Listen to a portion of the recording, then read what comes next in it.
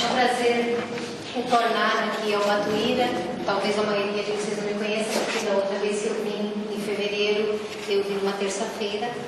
Mas é sempre um prazer estar aqui em Sorocaba, a convite da Silvia, do Fábio, do Aurélio e dos amigos da casa. Hoje nós vamos falar sobre este tema, que é das leis morais. Para quem é espírita estudioso, que eles estudam mesmo a codificação, como todos deveríamos fazer, sabe que isso daqui é uma parte do Livro dos Espíritos. Primeira obra básica. Nós precisamos conhecer o Livro dos Espíritos. Nós precisamos conhecer todas as obras básicas. Só que o Livro dos Espíritos, no meu entender, é a obra que não pode faltar no estudo do espírita. E até do simpatizante do espiritismo. Porque a gente simpatiza com a doutrina, precisa entender aquilo que está simpatizando. Então essa obra aqui, Livro dos Espíritos, ela é dividida em 4 partes. Nós vamos ver aqui o livro primeiro, que é as causas primárias, o livro segundo, que é o mundo espírita ou dos espíritos, o livro terceiro ou parte terceira, que fala das leis morais, que nós conversaremos hoje, e a parte quarta, que é esperanças e consolações. Dessas 4 partes aqui do livro dos espíritos, saíram as demais obras espíritas da codificação, porque nós sabemos que a codificação, a parte básica da codificação, ela é feita em 5 obras: Livro dos Espíritos, Livro dos Médiuns, o Evangelho segundo o Espiritismo, o Céu e o Inferno e a Gênese. Aqui, essas 4 obras saíram deste livro, certo? Hoje nós vamos falar, então, sobre o livro terceiro, que é as leis morais. E a gente começa definindo algumas coisas. Primeiro, na parte de leis morais, ele começa definindo o que é lei natural. E lei natural, resumidamente, é a lei de Deus. Ele fala o seguinte na obra: indica ao homem o que deve fazer ou deixar de fazer, e ele só é infeliz quando dela se afasta. Se nós seguirmos os roteiros da lei natural, nós não sofreremos e não teremos uma reação negativa da vida, porque nós buscamos o melhor, estamos caminhando de acordo com as leis de Deus. Bom, o que vocês têm que captar do que eu pretendo dizer hoje é o seguinte: eu não posso, nesses 30, 40 minutos que eu vou falar, dar uma aula de espiritismo a respeito das leis morais. O que eu trouxe para vocês é só uma pincelada para que vocês tenham vontade de estudar, tenham vontade de ler, tenham vontade de fazer isso em casa e, se puderem, fazer isso no centro, para que, em conjunto com outras pessoas interessadas no mesmo assunto, possam trocar ideias e tirar as suas conclusões. E a gente começou aqui definindo o que é lei natural. São as leis que Deus cria. Infelizmente, por causa da nossa história religiosa, existiu um momento em que houve uma ruptura, existiu um rompimento da religião com a ciência. E aí, as pessoas em geral costumam achar que Deus não tem nada a ver com a ciência, mas a ciência é a análise do que Deus criou na natureza. Por isso que a lei natural também faz parte da ciência, não hoje da nossa ciência formal, mas fará um dia. Mas é ciência por quê? Porque é natureza, porque é fenômeno que pode e será um dia mensurado, ok? Quando nós falamos, então, depois de lei natural, nós temos que entender o que é a lei de Deus. A lei de Deus é um roteiro de comportamento que nós temos que fazer, seguir, para nos darmos bem na vida, vamos dizer assim, mas bem espiritualmente. Ela está escrita onde? Na consciência. A consciência é um dos tipos de pensamento, mas é um pensamento que Deus coloca em nós, que é natural, que é profundo e onde nós sabemos naturalmente o que é o certo e o errado.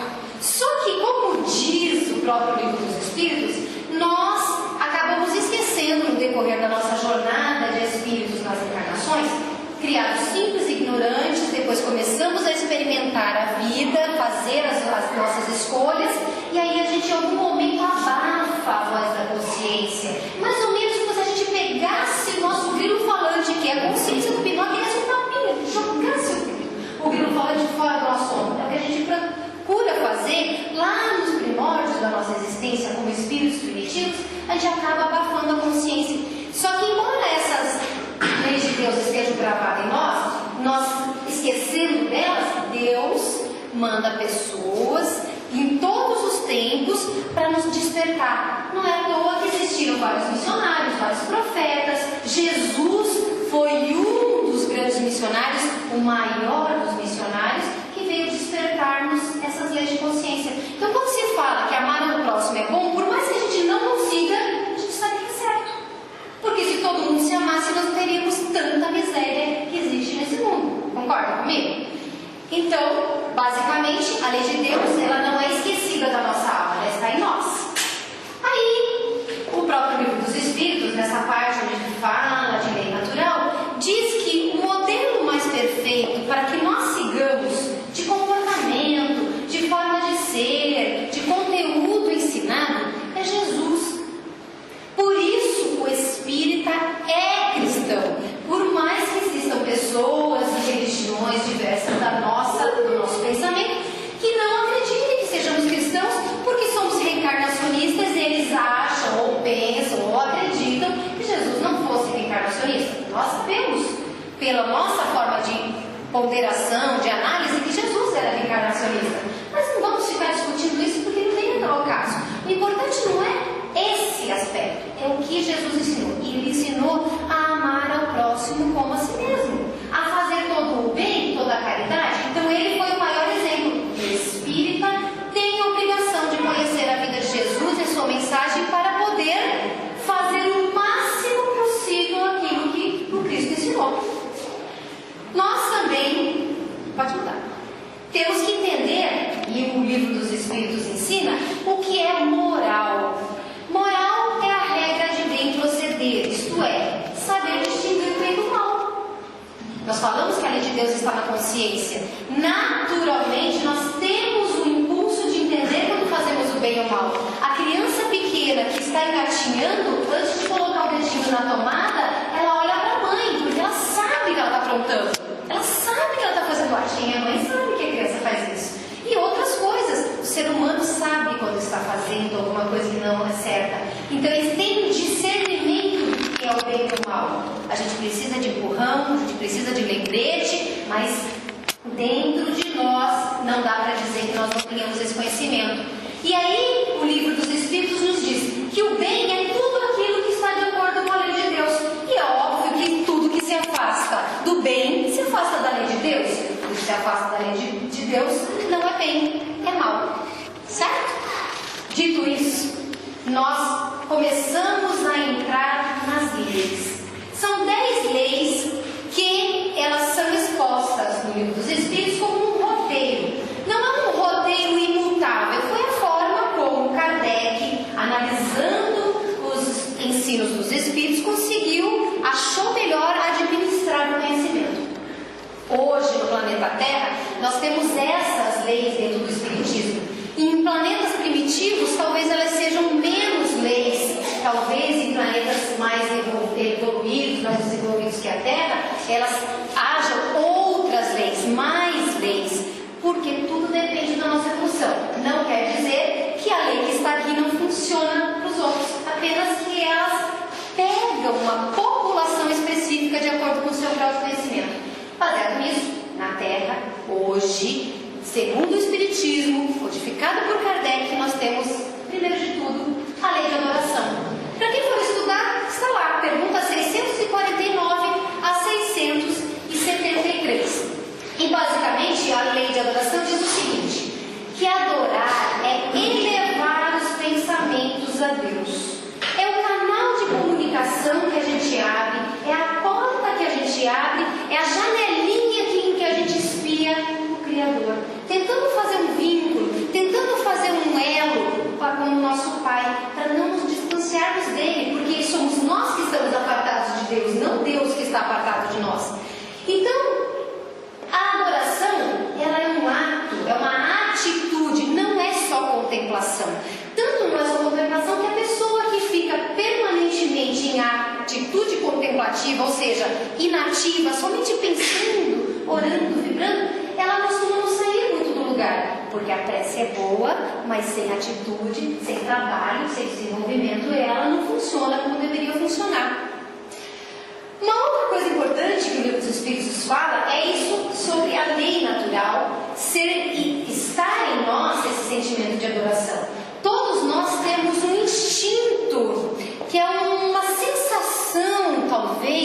de dizer: existe algo maior do que eu, existe algo maior do que Deus, existe algo maior do que tudo que eu conheço. Não é possível que não exista. Mesmo as pessoas que negam, elas conseguem justificar isso, mas é natural você querer crer em algo mais. Quem que criou esse mundo? A gente sabe quem criou as paredes do centro, sabe quem criou as cadeiras, sabe quem descobriu a eletricidade, mas não sabe quem que colocou o sol numa distância que não nos matasse. Não sabe quem colocou as estrelas, a lua numa distância onde os mares funcionassem de acordo com a alta e baixa, etc. Quem pode ter sido? Não foi o homem, mas alguém fez. Então esse alguém a gente chama de Deus. Quem deu a nossa vida? A gente sabe quem gera, mas quem que criou a inteligência que está em nós?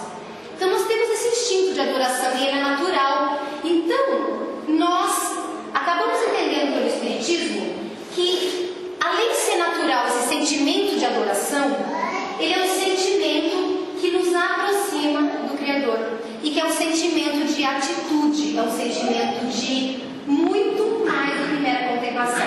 Esse capítulo ele vai explicar sobre sacrifícios que nós fizemos no decorrer da nossa história, vai explicar sobre a ilusão que nós temos que nos afastar do mundo é uma coisa útil para louvar. Vai explicar que a adoração ela é um processo de louvor a Deus, de pedido a Deus e de gratidão a Deus, e que nós podemos orar aos Espíritos para nos auxiliarem, mas sabendo que estes Espíritos somente satisfarão a vontade do Criador nas nossas vidas.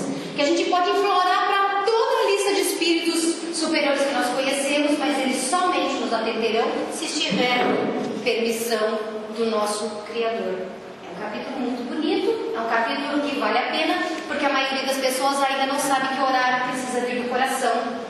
Eu não preciso fazer uma prece decorada. A gente tem que falar com a alma, tem que falar do envolvido. Se nós dissermos: Senhor, obrigado por este dia, com a alma envolvida nesse pensamento, é muito melhor do que rezar 10 Ave Maria e 10 Pai Nosso. Por quê? Porque mecanicamente nós não estamos comunicando com Deus. É como eu falei no programa hoje à tarde, é que nem você mandar uma carta e esquecer de contar o selo. Se você não estiver com o coração envolvido, você não se comunica com o nosso Pai, certo? Continuando, o capítulo seguinte fala da lei de trabalho. As perguntas todas aqui nos slides estão dizendo quais são os números das perguntas, né? Mas isso daí qualquer um que tiver o livro dos Espíritos chega lá no índice e vai encontrar. Na lei do trabalho, nós vamos verificar o seguinte, pode mudar, que tudo na natureza trabalha. O passarinho trabalha, a formiga trabalha, a abelha trabalha, o leão trabalha, mas a leoa, né? Mas ele trabalha. Nós temos, todos os animais trabalham e o homem tem que trabalhar, porque o trabalho é uma lei. Obviamente que esses animais todos, você achou engraçado? Mas é verdade que a leoa trabalha mais que o leão. Ele está rindo sozinho, tudo na natureza trabalha, mas cada ser vivo trabalha na condição da sua limitação. Eles trabalham para sobreviver, eles trabalham para alimentar a prole, eles trabalham para se proteger, e nós, seres humanos, trabalhamos para ter conforto, também para se proteger, para tudo que eu falei dos animais, mas a gente trabalha para ter conforto, para ter uma vida melhor. O trabalho, ele desenvolve a inteligência. Quando Deus nos criou, Ele nos criou com uma potencialidade de inteligência, mas não nos deu a inteligência já suprida no seu ápice de qualidade. Não, Ele disse assim: vamos trabalhar, o trabalho faz a gente ter que pensar, como é que eu vou resolver um problema? Como é que eu vou me proteger da chuva? Como eu vou me proteger do sol? Como eu vou me proteger do frio? Como eu vou me alimentar? Como eu vou salvar os meus filhos, a minha prole, dos perseguidores naturais? E aí a gente começa a pensar, construir formas de realizar essas nossas necessidades. Isso aumenta a inteligência, aumentando a inteligência, nós vamos nos capacitando como espíritos. E lá diz que, além de ser um meio de aperfeiçoar a inteligência, também é uma expiação. Expiação por quê? Para que nós possamos perceber que essa necessidade de ajustarmos com a lei divina, ela também é muitas vezes a pessoa que tem uma dificuldade, por exemplo, uma imperfeição de estar no comodismo, ela é obrigada a sustentar duramente a sua existência, através de um trabalho muito mais rigoroso, às vezes, do que o do seu vizinho. Então, ela desenvolve, ela ajuda a espiar e, sobretudo, Deus faz com que essa lei exista para que nós colaboremos com Ele. Esse capítulo também é excelente, mostra para nós os nossos potenciais e diz mais, que a partir do momento em que desenvolvemos a inteligência pelo trabalho, é que nós conseguimos começar um processo de moralização. Porque só entende aquele bem e mal que eu falei no começo da lei natural, dizendo o que é moral, quem consegue compreender o bem e o mal. Se nós não sabemos o que é o bem e o mal, como é que nós vamos compreender o que é moral? Como é que nós vamos agir com moral? Então precisa de inteligência. Por isso, eu sempre exemplifico, na Igreja Católica, por exemplo, tem lindas imagens dos anjos, e os anjos têm asas maravilhosas, e eu digo que as almas, os espíritos que somos, também temos asas. Não porque somos anjos, mas porque só nos elevamos espiritualmente a partir do momento em que as nossas duas asas, da inteligência e da moral, estiverem crescidas. Primeiro a gente começa a desenvolver a inteligência, e essa inteligência muitas vezes nos leva a errar porque não temos moral. De repente começa a nascer uma pequena asa moral, e aí quando essas duas asas, inteligência e moral, estão equilibradas, a gente consegue alçar voos mais altos. E daí nós passamos para a próxima lei, que é a lei de reprodução. A lei de reprodução diz o seguinte, que, isso todos nós sabemos, sem reprodução o mundo material pereceria. Nós, se não tivermos filhos, se não reproduzirmos, nós vamos minguando a humanidade até deixar de existir o mundo material. Só que é a mesma coisa de que começar a cortar vagas na escola, porque este aqui, o mundo material, é um mundo de educação. Nós somos educados aqui, nós estagiamos aqui, nós nos multiplicamos experiências e com elas o nosso conhecimento, desenvolvendo inteligência. Diz também essa lei que nós podemos até balancear, regular a reprodução, não só a nossa, mas também da natureza à nossa volta. Não deixar, por exemplo, que uma espécie se desenvolva demais a ponto de prejudicar o meio onde vive. E que Deus deu ao homem essa capacidade de raciocinar e aplicar esse raciocínio ao mundo onde vive, e que ele tem esse direito, desde que não faça isso abusivamente. Que nós temos que ter um critério do equilíbrio, que é isso que se diz também nesse capítulo.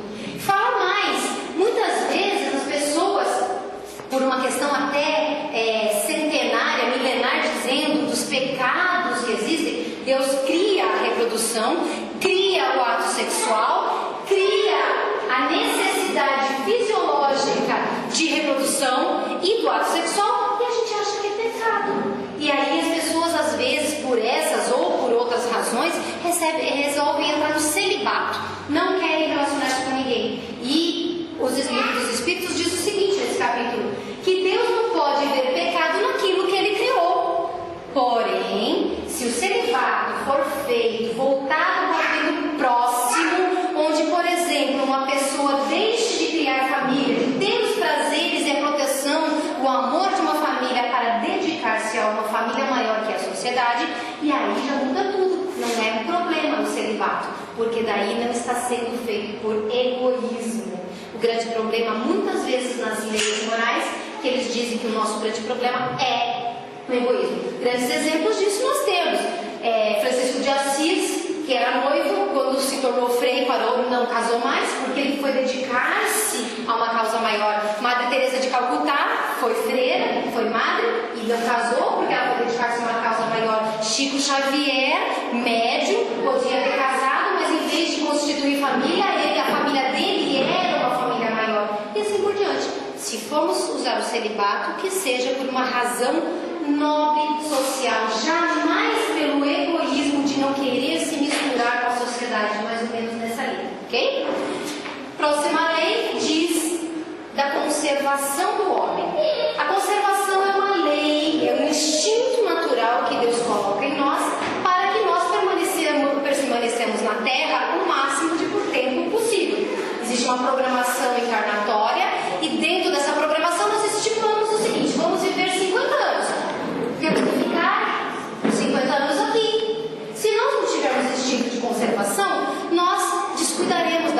existência. Nós deixaremos de ter os cuidados básicos, de ter a responsabilidade, de ter esse amor à existência que é a nossa escola. Seria a mesma coisa que desprezar. Passou no vestibular, entrou na faculdade e não dava aula para o que está acontecendo. Chega uma hora, jubila, desiste, abandona, reprova em todas as matérias. Mais ou menos nessa linha de raciocínio. Fala mais que nós hoje vemos a Terra como um planeta que nos sacia. Tem muita miséria, tem muito sofrimento, mas que na verdade a Terra provê tudo. E a responsabilidade de nós não termos todas as pessoas saciadas na Terra é humana. Porque nós abusamos, nós retiramos da Terra muito mais do que é necessário. O Livro dos Espíritos, neste capítulo, e até em outros momentos menciona, que se nós soubéssemos usufruir somente do necessário, que ninguém passaria necessidade. Ninguém. Então o que acontece? Para vocês terem uma ideia, ele fala aqui sobre os limites. Como é que eu vou saber qual é o meu necessário? Ele diz, os Espíritos dizem que o necessário está definido no próprio organismo. Se a gente comer demais, a gente passa mal. Só que o que acontece? Os próprios maus hábitos do ser humano, os próprios vícios que nós vamos adquirindo, alteram esse ciclo natural biológico. E aí nós começamos a precisar de mais. Antigamente nós podíamos comer, sei lá, um pão. Hoje a gente precisa de 5. Antes a gente comia um bife. Agora a gente precisa comer metade da vaca. Mais ou menos assim. Nós precisamos entender que o homem exagera as suas necessidades, muitas delas até por conta dessa civilização, que a gente se diz civilizado, mas essa civilização é o que esgota as fontes que podem suprir a todo mundo. Uma outra coisa interessante que ele fala aqui, dentro desse capítulo, falando sobre a questão de alimentação, da terra prover tudo, essa semana eu li um texto que dizia mais ou menos o seguinte, para vocês terem ideia de como que o homem utiliza mal os seus recursos pequenos, naturais, que se vamos usar um pedaço de terra que sirva para criar gado, e esse gado sirva para alimentar 1000 pessoas, se usar o mesmo pedaço de terra para plantar alimento, dá para alimentar 14.000 pessoas.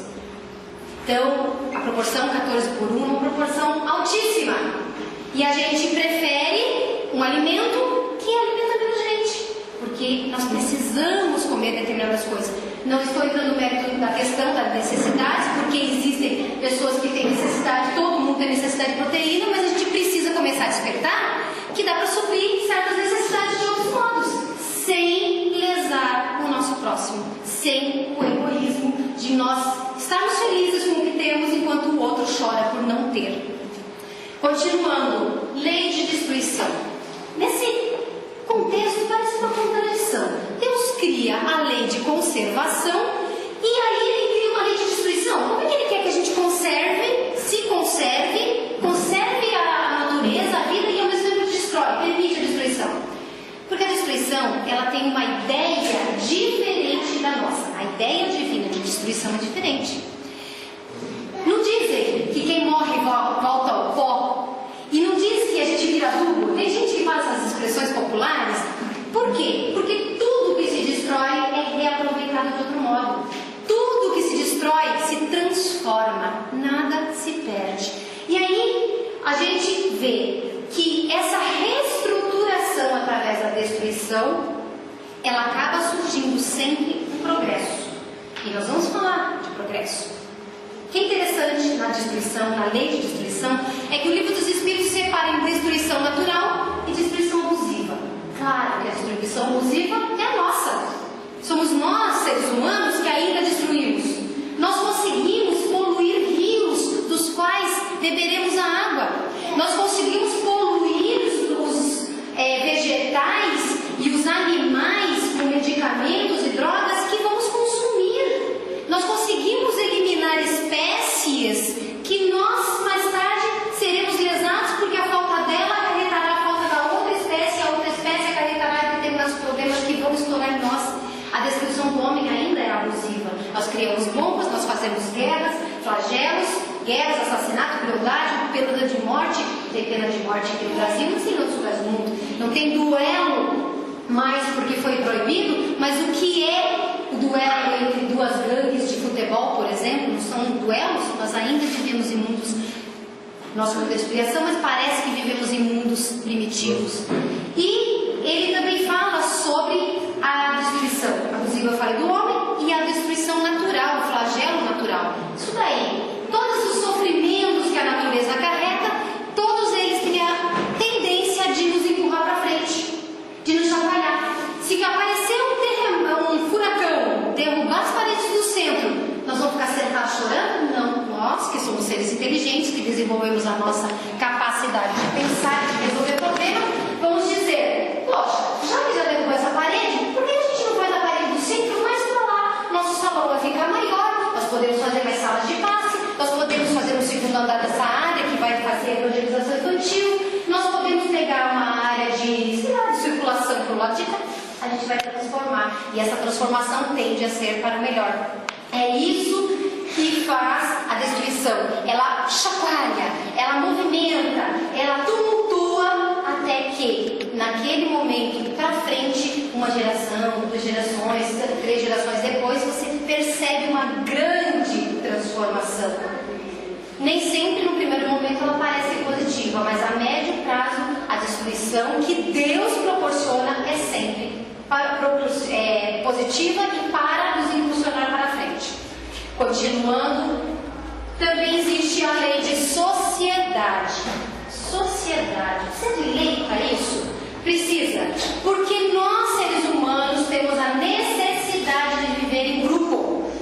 Nós temos incapacidade de viver sozinhos. A pessoa que nasce e é abandonada, bebezinho, ele morre. Ele não sabe andar, não sabe falar, não sabe se mexer, não sabe se alimentar, ele simplesmente definha e morre. Nós fomos criados para viver juntos, porque a necessidade de conviver faz com que nós nos ajudemos. Eu tenho algumas qualidades que ela não tem e eu vou ensinar para ela através da minha experiência, mas ela tem algumas virtudes que eu não tenho, alguns dons que eu não tenho, e assim somos todos nós. Quando nós nos reunimos num objetivo comum, cada um contribui com um aspecto, e é por isso que nós evoluímos em sociedade.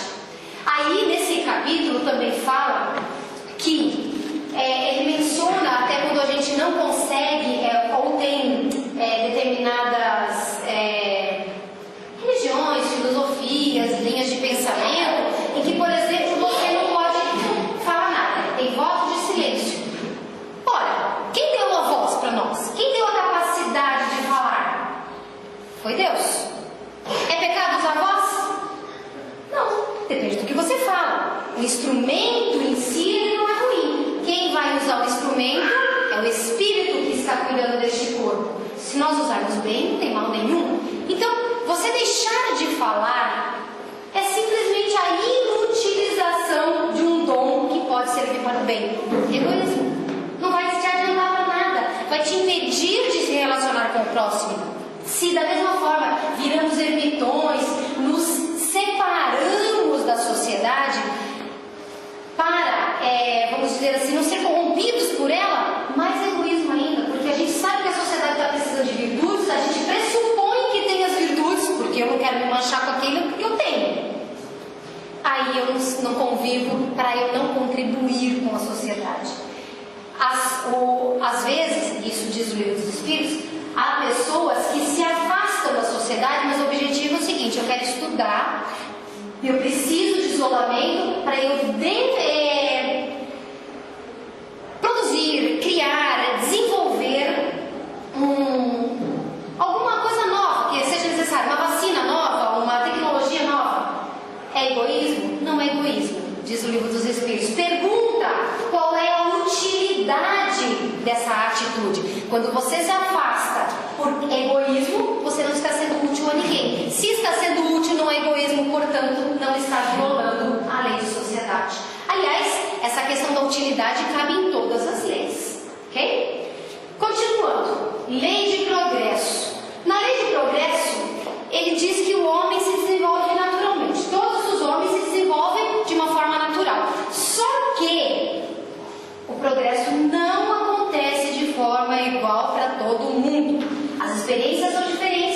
reação às experiências são diferentes e por conta disso cada um se desenvolve numa direção, numa velocidade, em certo grau.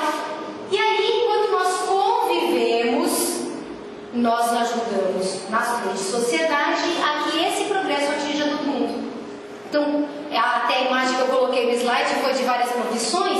As profissões, elas são complementares. O arquiteto ajuda o engenheiro, o advogado, o psicólogo, o assistente social trabalha em sociedade, o médico e o enfermeiro, e o fisioterapeuta, e etc. Assim por diante, nós vamos nos ajudando. E assim nós vamos progredindo. Ele diz mais que, aquilo que eu falei sobre as asas, a moral e a inteligência não se desenvolvem ao mesmo tempo. Quando nós em sociedade vamos desenvolvendo, vamos progredindo, e aí a nossa inteligência dá um salto de qualidade, que é o que já está acontecendo e já vem acontecendo no planeta Terra faz um tempo. Nós temos um salto nos últimos 50 anos que é assim absurdo de inteligência. É só ver o que nós temos de tecnologia hoje. Pode ser muito atrasado perto do que vai ser, mas é muita coisa. A Segunda Guerra Mundial não tinha o que nós temos. Há 20 anos a gente não sabia. A maioria das pessoas não sabia o que era um celular. Quase não existia, nem sei se existia no Brasil. Hoje todo mundo tem. É que nem caneta, todo mundo tem.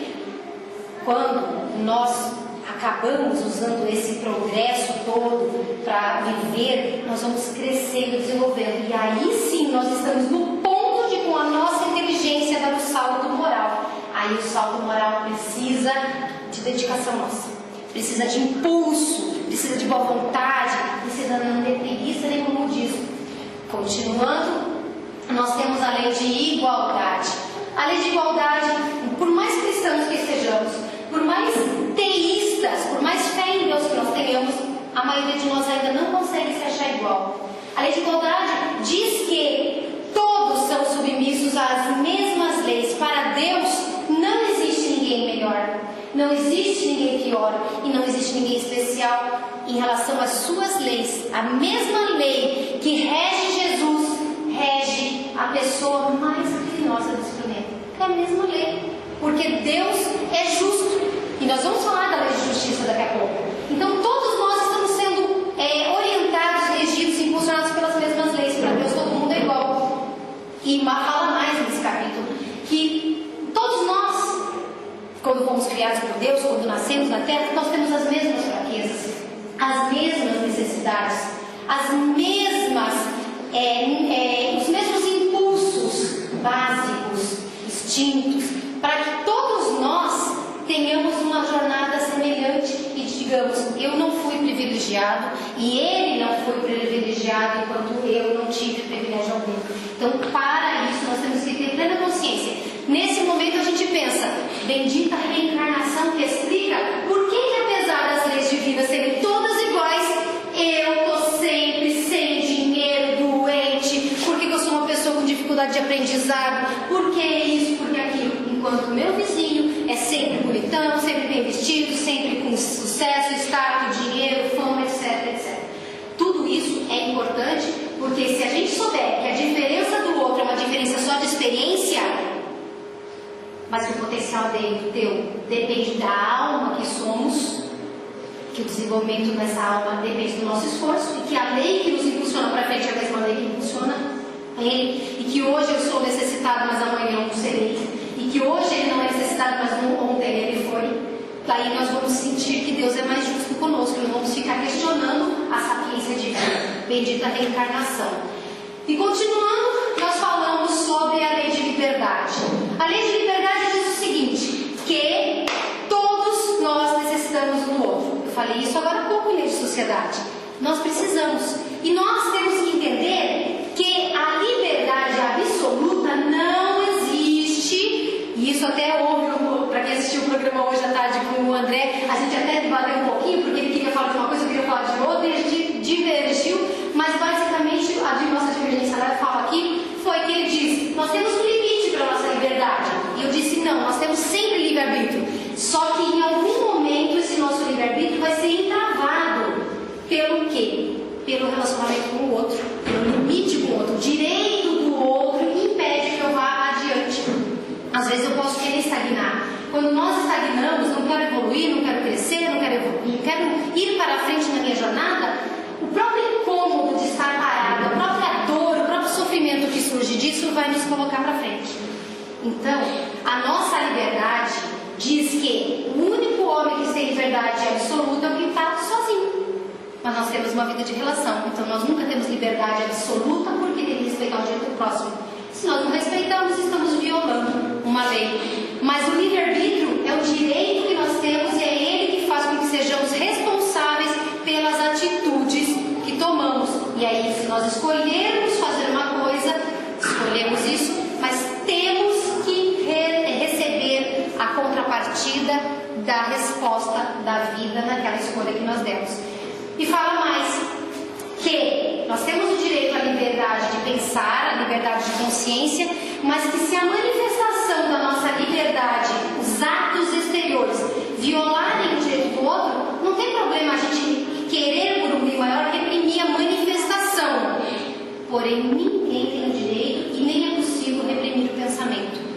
Qualquer um pode dizer, a partir de hoje baixamos uma lei, não existem mais espíritas. A partir de hoje nós não acreditamos em reencarnação. A partir de hoje ninguém é médium. Não tem jeito, porque nós continuaremos tendo a convicção íntima, nossa consciência continua acusando que isso está certo e, embora a gente não possa se manifestar, teremos o pensamento daquilo que nós acreditamos. Então nós temos liberdade de pensamento. Porém, e isso o livro dos Espíritos explica, que o pensamento, a liberdade de pensamento que temos, Deus sabe, e nós somos responsáveis por isso que pensamos também. E enfim, a última lei é a lei de justiça, amor e caridade. A lei de justiça fala o quê? Nós conhecemos aqui a justiça dos homens. A gente procura aqui com a justiça dos homens que todo mundo tenha direitos iguais. E até é interessante no direito, porque no direito se diz o seguinte, uma frase de Rui Barbosa, que também já é inspirada em outros pensadores, diz assim, que justiça é dar desigualmente, mais ou menos assim, dar desigualmente aos desiguais e dar igualmente aos iguais. Em outras palavras, se nós temos necessidades iguais, nós vamos receber a mesma coisa. Se nós temos necessidades diferentes, nós vamos receber coisas diferentes, porque cada indivíduo é um indivíduo. A justiça, então, é esse respeito ao direito de cada um. Cada um de nós, por ser indivíduo, estar numa altura da jornada espiritual, tem necessidades diferentes. Para que essa justiça aconteça, é que existe o amor e a caridade. Eles são complementos. E esse amor, ele ocorre quando nós amamos o próximo da maneira como nós nos amamos, da maneira como Jesus ensinou. Porque a partir do momento em que eu desejo o melhor para mim, eu desejo o melhor para vocês. Se eu desejar para vocês o que eu desejo para mim, eu estarei cumprindo a lei de amor e de caridade. E mais, quando se trata de caridade, esse capítulo explica como Jesus entendia a caridade. Ele entendia com que a gente sinalizou como uma sigla BIP. Benevolência para com todos. Indulgência para com as imperfeições alheias e perdão das ofensas. Benevolência é o seguinte, todo mundo merece e necessita da nossa bondade. Indulgência para com as imperfeições alheias. Todo mundo tem imperfeições. Nós temos que respeitar, tolerar, compreender, não julgar a imperfeição alheia, até porque nós também precisamos da mesma coisa do próximo. E todos nós temos que perdoar, porque todos nós, por sermos imperfeitos, cometemos erros. E o perdão que a gente deve para o nosso próximo é o mesmo perdão que a gente necessita. Se nós usarmos essa sigla BIP, benevolência, indulgência e perdão das ofensas, nós estaremos agindo com caridade. Uma caridade que vai muito além da caridade material, que é importante, mas é uma caridade moral, que vai levar a alma para um estágio superior de consciência e de responsabilidade. Vai nos elevar moralmente e, por consequência, nós estaremos mais perto de ser espíritos felizes. Eu termino deixando o meu contato, esperando que essas rápidas palavras que eu falei hoje, que essas rápidas explicações, que não chegam nem perto do que o conteúdo de cada capítulo para vocês alguns pensamentos. Saber que Deus está sim no comando de nossas vidas, mas não como quem direciona, mas como quem incentiva. Saber que todas as nossas provas, as nossas dificuldades e as nossas experiências têm um motivo e um porquê. E esse motivo e esse porquê tem a intenção de nos ajudar, de nos impulsionar a evoluir e a ser felizes. E mais, a estudar. Se somos espíritas, temos que estudar as obras básicas, porque é muito conteúdo, é muita informação. Não dá para dizer que somos espíritas só porque acreditamos em reencarnação, só porque somos médicos ou só porque somos cristãos. É um conjunto de coisas que nos define como espíritas. Ter a vontade e a coragem de fazer a diferença no mundo, não passar em branco, não passar em silêncio. Nós vivemos em sociedade, nós estamos progredindo, nós temos condições de interferir com o nosso exemplo no mundo, assim como o outro interfere na nossa vida com o próprio exemplo.